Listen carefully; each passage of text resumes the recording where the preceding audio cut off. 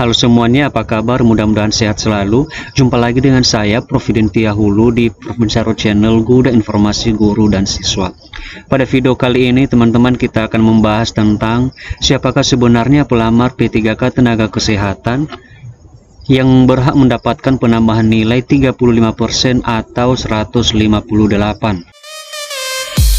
Namun sebelumnya jangan lupa like, subscribe dan nyalakan loncengnya karena itu semua adalah gratis dan gak berbayar. Sejak tanggal 6 Desember yang lalu, seleksi kompetensi bagi pelamar P3K Tenaga Kesehatan sudah dimulai dengan menggunakan sistem CAT atau Computer Assisted Test. Sejak hari itu juga banyak teman-teman pelamar yang bertanya kepada saya melalui WA dan juga di kolom komentar tentang siapakah sebenarnya pelamar yang berhak mendapatkan penambahan nilai 35% atau setara dengan 158 itu. Nah, melalui video ini teman-teman kita akan menjawab pertanyaan teman-teman semua beserta dengan contohnya supaya teman-teman pelamar lebih mudah memahami sistem penambahan nilainya. Perlu juga saya sampaikan bahwa informasi ini saya bagikan berdasarkan Peraturan Direktur Jenderal Tenaga Kesehatan dengan nomor HK.01.03/F/2446/2022 tentang petunjuk teknis atau juknis tata cara verifikasi penambahan nilai seleksi kompetensi teknis pegawai pemerintah dengan perjanjian kerja untuk jabatan fungsional kesehatan pada instansi pusat dan daerah tahun 2022. Seterusnya teman-teman, kita juga perlu tahu bagaimanakah persyaratan bagi pelamar tenaga kesehatan yang berhak mendapatkan penambahan nilai 35% atau 158, yaitu sebagai berikut.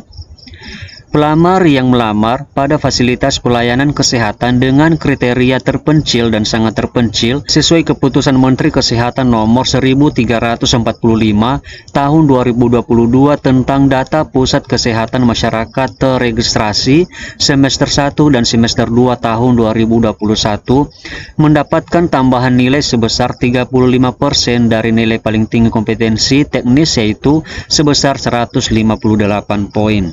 Jadi teman-teman, bisa kita simpulkan bahwa yang berhak mendapatkan penambahan nilai tersebut adalah hanya pelamar yang melamar di daerah terpencil atau sangat terpencil. Baiklah teman-teman, kita langsung saja pada pembahasannya, yaitu misalnya ada 4 orang pelamar, yaitu pelamar A, B, C, D.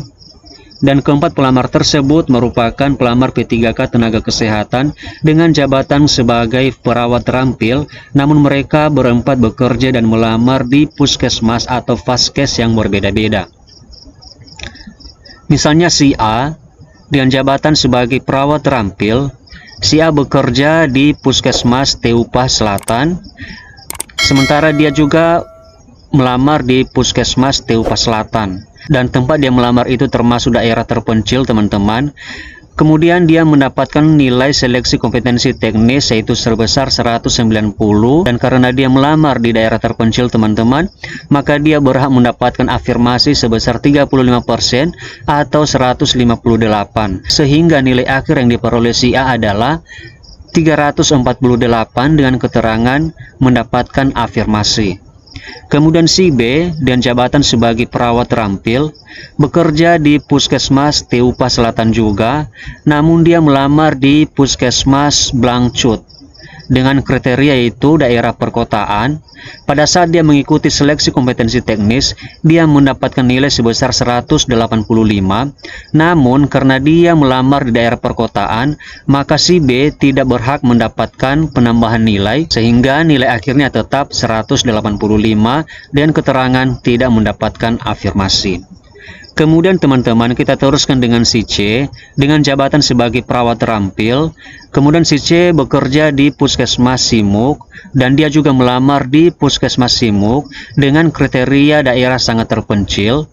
Ketika dia mengikuti seleksi kompetensi teknis, si C mendapatkan nilai sebesar 197, dan karena si C ini melamar di daerah terpencil teman-teman, maka dia berhak mendapatkan afirmasi 35% yaitu 158, sehingga nilainya menjadi 197 ditambah 158 sebesar 355 dengan keterangan mendapatkan afirmasi. Kemudian yang terakhir adalah ada si D sebagai perawat terampil.